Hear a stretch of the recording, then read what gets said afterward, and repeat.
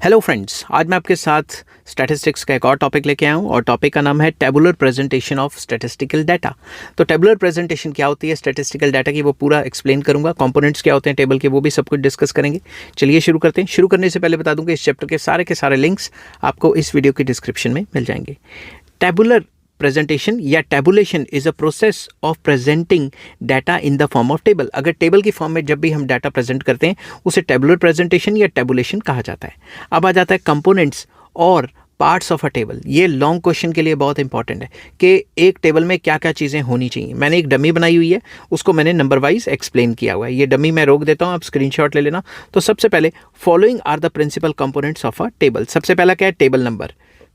तो अगर आपने 10 टेबल बनाए तो टेबल नंबर तो देना पड़ेगा ना, तभी तो आप रेफरेंस दोगे कि टेबल नंबर 3 या 4 या फलां में ये डाटा अवेलेबल है। समझ के बात। तो सबसे पहले table number. First of all a table must be numbered. हर एक टेबल के ऊपर नंबर होना चाहिए, ठीक है। Different tables must have different numbers, 1 2 3 4 etcetera, जितने भी हो सकते हैं। तो डिफरेंट टेबल्स के ऊपर अलग अलग नंबर होने चाहिए, नंबर वाइज चलाते रहो। These numbers must be in the same order as the tables. तो नंबर्स भी सेम देने, ये नहीं कि पहले टेबल को वन नंबर दे दिया और दूसरे टेबल को 10 नंबर दे दिया, नंबर वाइज ही होने चाहिए। Number facilitate location of the table. Number से हमें पता लग जाएगा कि टेबल की लोकेशन क्या है, कहाँ पे ये टेबल मिलेगा, ठीक है। दूसरा हो गया टाइटल। तो टाइटल हम कहाँ लिखेंगे, नंबर के नीचे, टेबल नंबर के नीचे टाइटल, कि ये टेबल किस चीज़ पे बेस्ड है, ठीक है। A table must have a title. हर एक टेबल का टाइटल होना ज़रूरी है, होना चाहिए। Title must be written in bold letters, bold letters में होना चाहिए, ठीक है। इट शुड बी अट्रैक्टिव या it should attract the attention of the reader. Reader को एकदम से देख के पता लगना चाहिए कि भाई ये टेबल किस चीज़ के ऊपर बेस्ड है। टाइटल अच्छा होगा तो पता लग जाएगा, जैसे पॉपुलेशन के ऊपर होगा या किसी चीज़ के ऊपर होगा, वो तो ऊपर टाइटल से ही पता लगेगा ना। The title must B simple, clear and short. Title कोई ऐसा नहीं कि 10 लाइनें लिख दी टाइटल की, समझ के बाद। शॉर्ट और सिंपल होना चाहिए ताकि ईजिली समझ आ सके। A good title must reveal. एक अच्छे टाइटल में क्या क्या होना चाहिए, द प्रॉब्लम अंडर कंसिडरेशन, जो भी प्रॉब्लम या जो भी डाटा हम डिस्कस कर रहे हैं। The time period of the data, कि किस टाइम पे ये डाटा लिया गया है। The place of the study, the nature of the classification of data. तो ये सारी चीज़ें अच्छे टाइटल में होनी चाहिए। ब्रीफली लिख दें तो अच्छा रहेगा। A good title is short but complete in all aspects. एक अच्छा टाइटल वही है जो शॉर्ट भी हो और ये सारी चीज़ें कवर भी करे। तीसरा आ जाता है हेड नोट। अब हेड नोट कहाँ पे आता है वो भी दिखाता हूँ। टाइटल के नीचे आ जाता है हेड नोट। तो ये डमी बनानी बहुत ज़रूरी है अगर आपको पेपर में आता है तो, ठीक है ना।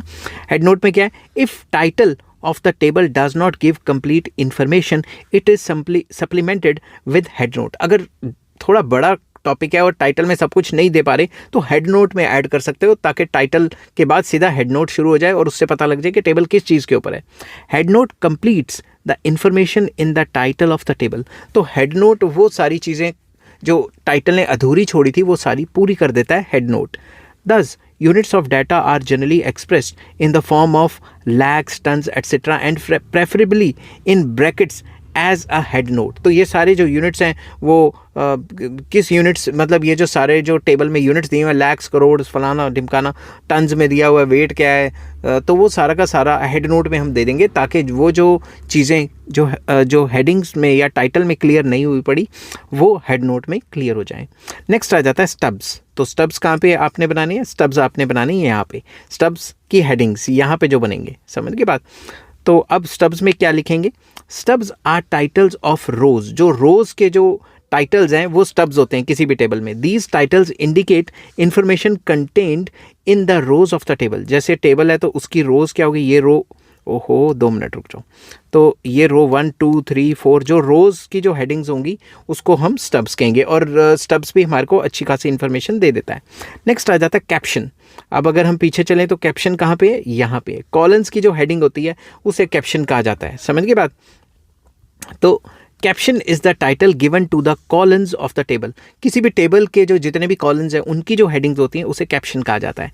अ caption indicates information contained in the columns of the table. वही बात कि वो हमें ये बताते हैं कि जो कॉलम्स हैं उनके अंदर क्या क्या दिया हुआ है, मार्क्स दिए हुए हैं, मेल्स हैं, फीमेल हैं, क्या हैं, उनकी हेडिंग्स को कैप्शन कहते हैं। अ caption may have subheads when information contained in the columns is divided in more than one class, एक से ज़्यादा क्लास है तो हमें अलग अलग कैप्शंस देने पड़ते हैं। एग्जाम्पल के तौर पे क्या पता यहाँ पे कुछ और गिवन है, यहाँ पे कुछ और गिवन है, यहाँ पे कुछ और गिवन है, यहाँ पे कुछ और, तो हर एक की अलग अलग हेडिंग देनी पड़ेगी, तो उसको कैप्शंस कहेंगे अलग अलग टाइप के, ठीक है। नेक्स्ट आ जाता है बॉडी और फील्ड। तो बॉडी और फील्ड ये क्या हो गया, ये सारा का सारा जो है बॉडी और फील्ड, मतलब ये पूरा का पूरा इसके बीच वाला सारा मटेरियल, ठीक है ना। सेल्स भी कहा जाता है इनको। Body of a table means sum total of the items of the table. Table में जितनी भी सारी आइटम्स हैं वो टेबल की बॉडी बन गई या टेबल की फील्ड बन गई। दस body is the most important part of the table, क्योंकि उसमें डाटा होता है। It indicates values of the various items in the table. तो बॉडी या फील्ड हमें क्या बताती है कि हर एक चीज़ की कितनी कितनी वैल्यू है। Each item in the body is called cell. हर एक आइटम जो एक एक डाटा गिवन होगा, जैसे यहाँ कोई डाटा है या यहाँ कोई डाटा है, तो उसे क्या कहेंगे, सेल। तो जितने भी आइटम्स हैं उनमें एक आइटम को सेल कहा जाता है। नेक्स्ट आ जाता है यूनिट्स ऑफ मेजरमेंट। कितनी यूनिट्स हैं, लाख, करोड़, ये फलाना ढिमकाना, वो भी हमें पता होनी चाहिए, ठीक है ना। The unit used for the measurement of figures in the table must be specified along with the title. Title के साथ ये भी लिखा होना चाहिए, इन लैक्स, इन करोड़, जो भी है। दस if the table shows population figures, it must be specified whether the figures are expressed in terms of lakhs or crores। तो हमें ये भी बताया कि भाई ये जो फिगर्स हैं वो लैक्स में या करोड्स में है, तो उससे हमें आसानी हो जाएगी टेबल को समझने में। नेक्स्ट आ जाता है फुटनोट्स। तो टेबल के सबसे नीचे देखेंगे, यहाँ लिखा हुआ मैंने फुटनोट, और लास्ट में सोर्स, तो ये भी लिखने बहुत ज़रूरी है। फुटनोट्स में बेसिकली हम क्या लिखते हैं, footnotes are given for clarification of the reader, reader को क्लैरिफाई करने के लिए। These are generally given when information in the table need to be supplemented, कि इन्फॉर्मेशन को सप्लीमेंट करना है, किसी और जगह यूज़ करना है या कुछ करना है, तब ये फुटनोट्स लिखे जाते हैं। और लास्ट सोर्स, सोर्स मतलब हमने डाटा कहाँ से लिया, ठीक है। when the tables are based on secondary data, source of the data is to be given। जब भी हमने कहीं और से डाटा उठाया है, कॉपी किया या यूज़ किया किसी और का डाटा, तो सोर्स देना बहुत ज़रूरी है। Source of data is specified below the footnote. तो फुटनोट के नीचे सोर्स आ जाती है कि हमने फलां सर्वे से लिया है, फलां अखबार से लिया है या मैगजीन से लिया है। It should give name of the publication and publisher, year of publication, reference, page number etcetera. तो सब कुछ होना चाहिए कि ये डाटा हमने फलां जगह से उठाया है। तो ये आ गई सारी की सारी सोर्स। तो ये सारे कंपोनेंट्स एक टेबल में होने चाहिए, तो टेबल बहुत अच्छा बनेगा, ठीक है। और अगर आप इस तरीके से लिखोगे पेपर में तो आपके फुल बटा फुल मार्क्स भी आ सकते हैं।